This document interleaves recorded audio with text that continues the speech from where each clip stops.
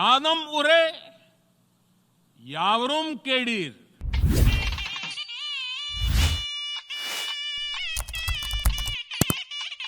செம்மொழி வலையொலி YouTube channel.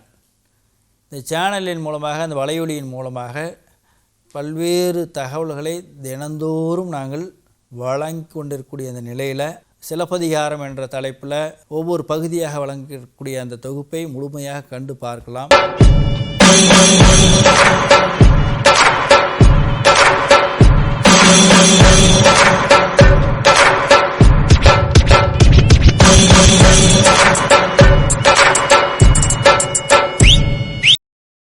This is what Plato says.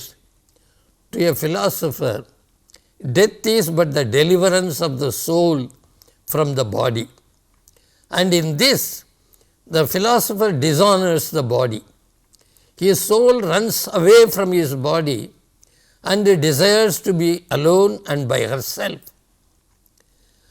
In Meno, another dialogue, the Greek philosopher affirms that virtue cannot be taught and that what we call learning is only a process of recollection.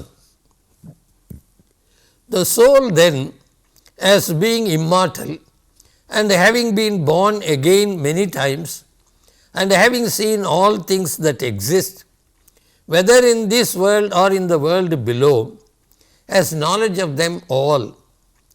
And it is no wonder that the soul should be able to call to remembrance all that she ever knew about virtue and about everything. Some of these ideas of Socrates about the relationship between the body and the soul are repeated in another dialogue called Phaedo with greater emphasis and conviction. This is what he says there.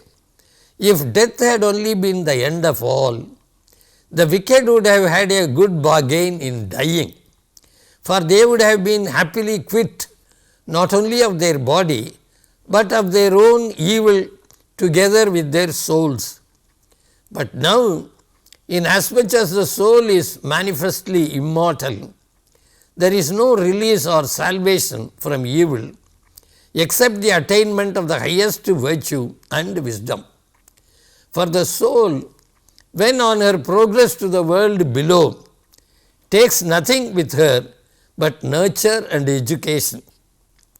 And these are said greatly to benefit or greatly to injure the departed at the very beginning of his journey there. Then he continues, since the soul is the very likeness of the divine and immortal, intellectual, uniform and unchangeable, and the body is in the very likeness of the human, mortal, intellectual, multiform and changeable. When the soul and the body are united, then nature orders the soul to rule and govern and the body to obey and serve. There are kurals, couplets in Thirukural, which witness to Valluvar's belief in the life after death and in the efforts a human being should make in order to escape the cycle of birth. Valluvar says, the intimacy between the body and the soul is like the one between the bird and the egg that is left behind when the farmer flies away. குடம்பை தனித்தொழிய புட்பரந்தற்றே உடம்போடு உயிரிடை நட்பு. The need to keep the senses under control is stressed by the Tamil poet too. Valluvar says, the man that controls with his willpower all his five senses, just as the goading hook controls the elephant, is a seed fit for the best of all lands. What one learns in one's birth is retained in future births also.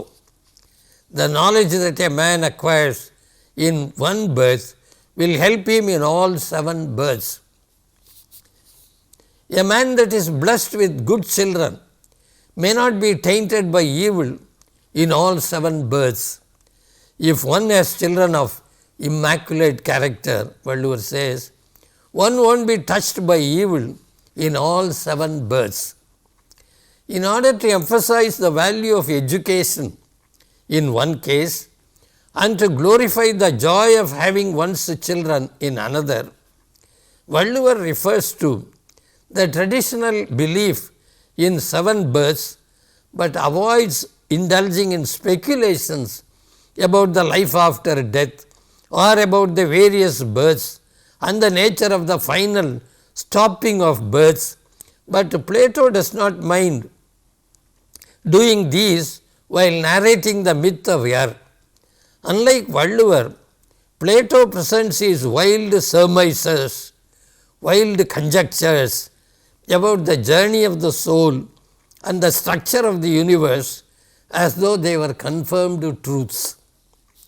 At the circumference of Plato's spherical universe, the fixed stars revolved in 24 hours from east to west, with a motion which carries with it all the contents of the world, whereas the earth at the center rotates daily on its axis, which according to him is also the axis of the universe, so as exactly to counteract the daily rotation in the opposite side of the whole universe, with the result that the earth is at rest in absolute space while the heavenly bodies revolve around it. These are his speculations about the movement of the earth and the universe.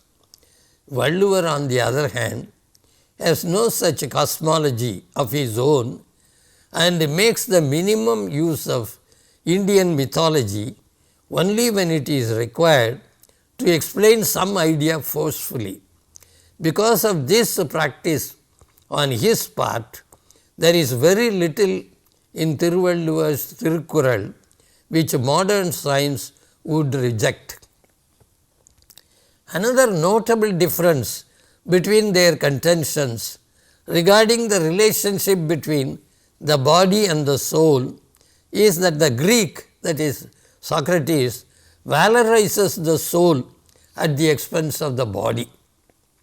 He says, praising the soul at the expense of the body, for the body is a source of endless trouble to us by reason of the mere requirement of food, and the body is liable also to diseases which overtake and impede us in the search after true being.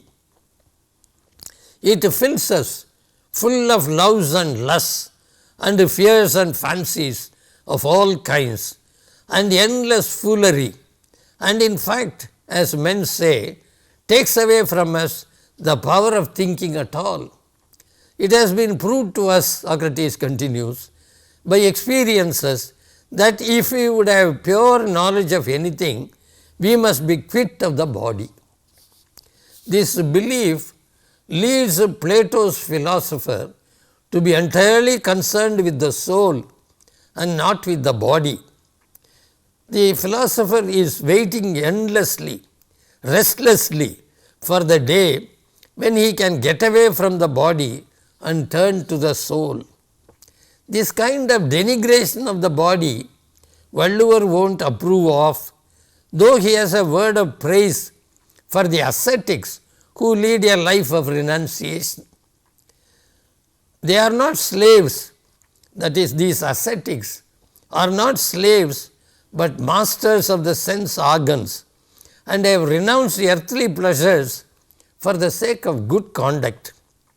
Unlike Plato's philosophers, these ascetics, according to Valluvar, don't treat life with contempt, but know the various truths of the 5, namely taste, light, touch, sound and smell, ஐம்புலன்கள், which constitute the experiences of this world. Valluvar says, the world is comprehended only by him who has researched into the ways of the 5, that is taste, light, touch, sound and smell. In his case, there is no life negation. To Plato, on the other hand, the philosopher is the roof and crown of all created beings, but to Valluvar, it is the householder accepting life with all its miseries and living it properly who has to be privileged even over the ascetic. Plato's philosopher will be absorbed in the pleasures of the soul and will not think much of human life. Plato himself disliked the distractions of family affections. His attitude to the physical relationship was one of contempt, as he considered the instinct an unruly one. Valluvar, on the other hand, celebrates family life, the blessings of helpmate, illal, and the joy of having one's own children in 3 different chapters of 10 couplets each. Valluvar says, if one leads a family life in the righteous manner, what is he going to gain by seeking asceticism, the other way of life? He who lives life here as he ought to live will be placed among the gods who live in heaven. வையத்துள் வாழ்வாங்கு வாழ்வான் வானுரையும் தெய்வத்துள் வைக்கப்படும். The best blessing is an honorable home, and having worthy children is its crowning glory. This is a far cry from Plato's conviction that among the guardians of the ideal republic, both family and private property should be abolished. The question of fate versus freedom of the will is discussed in some detail in the last dialogue of the Republic. Every human being chooses his or her own destiny, according to Plato and Socrates.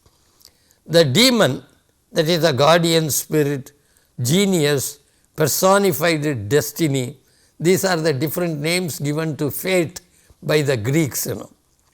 The demon does not cast lots for the souls, but an individual is allotted to it as its portion.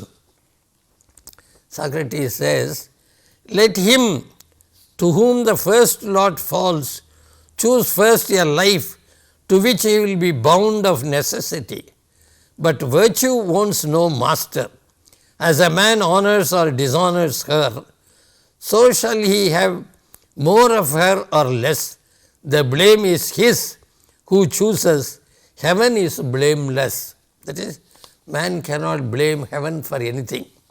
Man cannot throw the blame even on fate. Plato believes that in life there is an element of necessity or change, as well as an element of choice, which makes us and not heaven responsible for the good and evil that happen to us. Homer's description of Zeus as the dispenser of both good and ill is condemned by Plato as a foolish error, and it is added that the divine, being good, is not responsible for everything in human life, but only for a small part. For the good things in human life are far fewer than the evil, and whereas the good must be ascribed to heaven only, we must look elsewhere for the cause of evils. Poets may be allowed to represent any examples of self-control and fortitude on the part of famous heroes, but young men must not be told that gods and great princes may be won by gifts. This is what Plato says. Very much like the Greeks of his time, Plato accepts the oracle at Delphi as the national authority and concedes that religious institutions will be regulated only by the oracle. The founding of temples, sacrifices and the cults of gods demigods and heroes, the burial of the dead, and services to propitiate the powers of the other world, believed to be institutions of the highest worth, must be left to the Delphian Apollo, the god Apollo. So, he says these are matters we do not understand ourselves, and in founding our commonwealth, that is the ideal republic in which Plato was interested, we shall be wise to consult no other religious authority than our national divinity. Indeed, in religious matters, the authority of this god, that is Delphian Apollo, from his seat at the very navel of the earth, may be said to extend to all mankind. The first and foremost of Western rationalists, as Socrates is known, has approved of some of the superstitious beliefs of his people. It is also believed by Plato that when each generation has educated others like themselves to take their place as guardians of the commonwealth, they will depart to live in the islands of blessed. In fact, Plato held that the heavenly bodies themselves are immortal living creatures, that is gods. All the planets are gods, he says, and after death a virtuous man goes to a place called the island of blessed. In the last chapter of Arathupal, Valluvar speaks of fate, which is denoted by the Tamil words Ool, Pal, Murai, Unmai, Teivam, Niyadi and Vidhi. These are the names given to what is called Vidhi or destiny, the Tamil words. Ool means something ripe for enjoyment and an order involving cause and effect. Niyadi indicates uniformity of nature in the universe, which includes mental, spiritual and material spheres. Pal is one's innate nature and or inborn endowment or one's own natural share in the universe. Though Parimelalazhar equates Unmai with fate in the phrase Unmai Arivu used by Valluvar, it may mean one's own innate knowledge, a concept very close to what Plato mentions when he contends that all knowledge is only a recollection. Valluvar uses Teivam and Ulagathu Iyarkai, the nature of the world, also to refer to fate. Ahul and Pohul mean benign fate and malign fate, that is fortune and misfortune respectively. Izhavul is a synonym of Pohul. All these terms bear testimony to the traditional Tamil concern with the idea of destiny and its role in life. Some of the couplets in this chapter on wool are unfortunately too pithy to yield a single definite interpretation. These are the ideas mentioned by Thiruvalluvar in the chapter called Wool or Fate. He says, if determination is born of fortune, sloth takes hold at the time of misfortune. When destiny is malignant, one's intelligence is confounded. When destiny is benign, it gets enriched. Though one may study several complex and abstruse writings, one's own true intelligence will ultimately prevail. The nature of the world is of two different kinds. Wealth is one thing, becoming an enlightened being is another. When one wants to acquire wealth, fortune makes all things favorable, misfortune makes everything detrimental.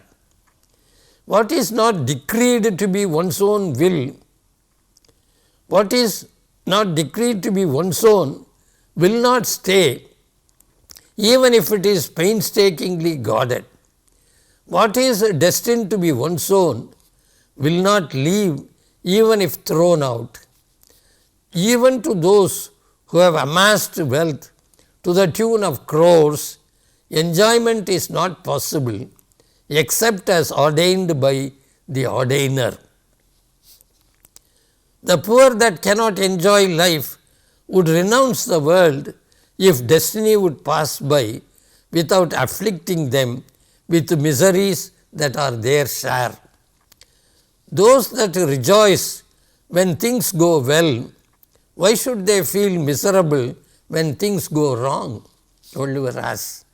What are there that can be mightier than destiny? Even if its victim is hatching a plot to overcome it, it will prevail. Uvil peruvali yavula, that is what he asks. Thiruvalluvar also seems to feel that since the ways of destiny are inscrutable and inexplicable in terms of what happens in this birth, one has to seek recourse to a belief in iruvinai, two kinds of deeds accounting for our joys and sorrows, nalvinai and thivinai, as well as in the cycle of births. But very much like Plato, Thiruvalluvar does not approve of lack of will and determination to achieve what one can under the pretext that all efforts will be set at naught by an overriding destiny. He stresses again and again that there is absolutely no excuse for discarding the path of righteousness.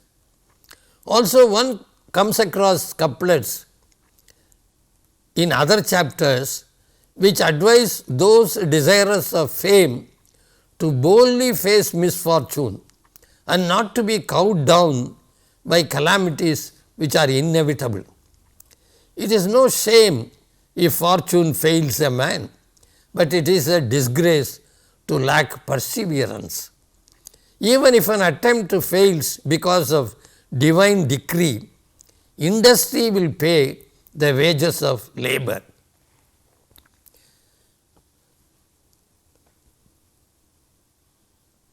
தெய்வத்தால் ஆகாது எனினும் முயற்சி தன் உழைப்பை தரும். Those who strive hard without succumbing to despair will vanquish fate. உழையும் உப்பக்கம் காண்பர் முயற்சியால் தாழாது உஞற்றுபவர். Though apparently contradicting what he has said earlier about the omnipotence of fate, Thiruvalluvar in the last couplet drives home the point that man should not lose heart when assailed by misfortune in the form of adverse circumstances.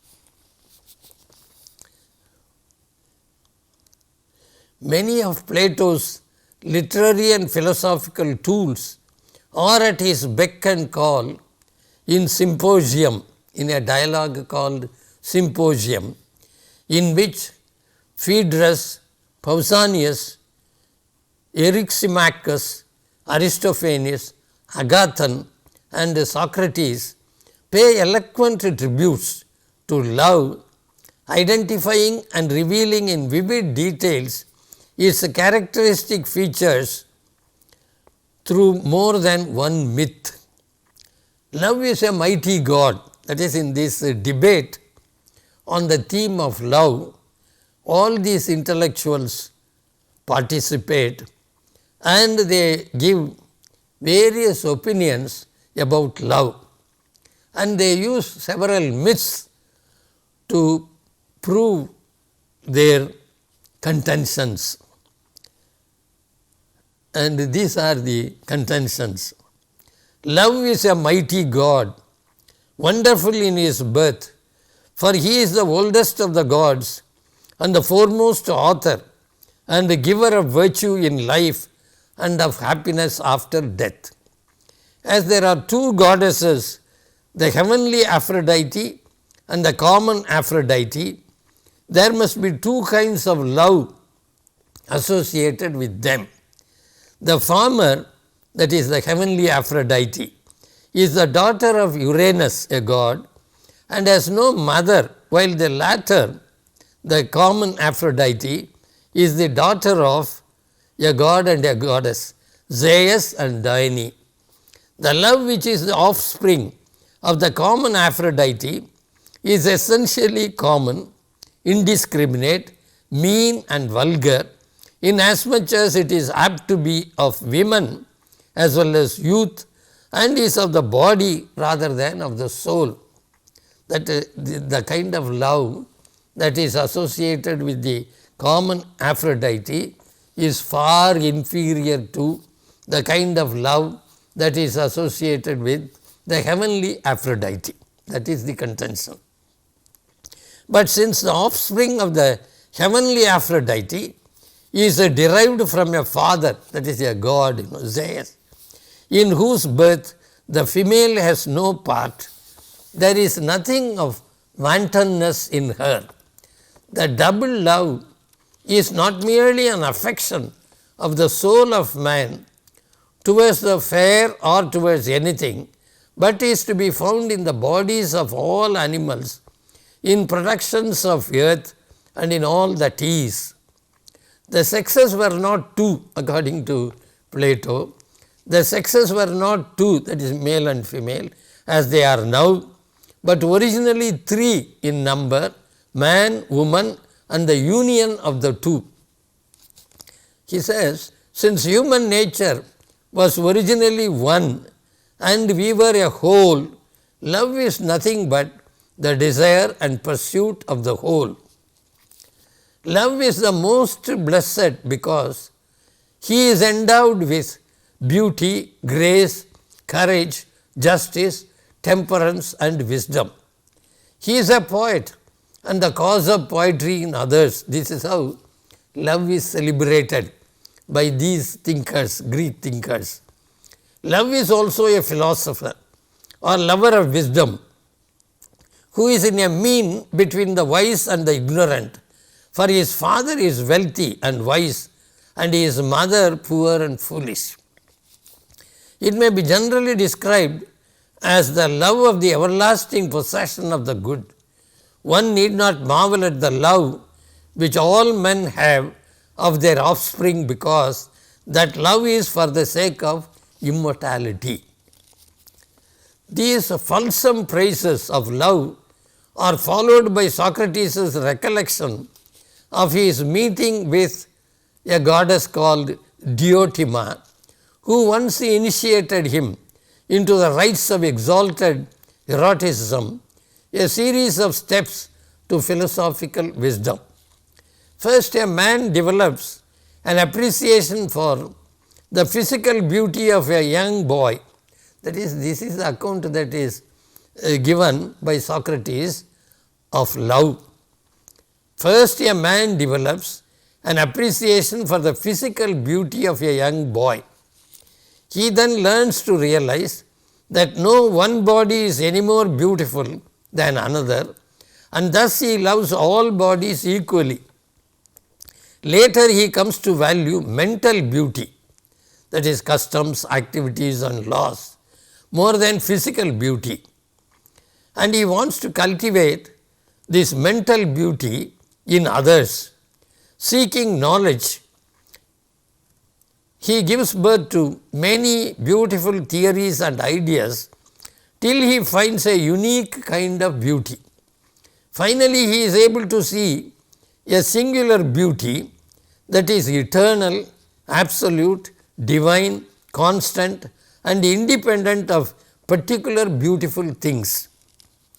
The initiation evidently involves a series of abstractions away from particular sensible objects towards objects of thoughts, culminating in a vision of beauty itself. That is, the love for a boy ends in a vision of beauty. This is Socrates' Plato's contention. The third and final part of Thirukural is reserved for an unparalleled celebration of the passionate love of youth and maid, of man and wife, and its joys and sorrows.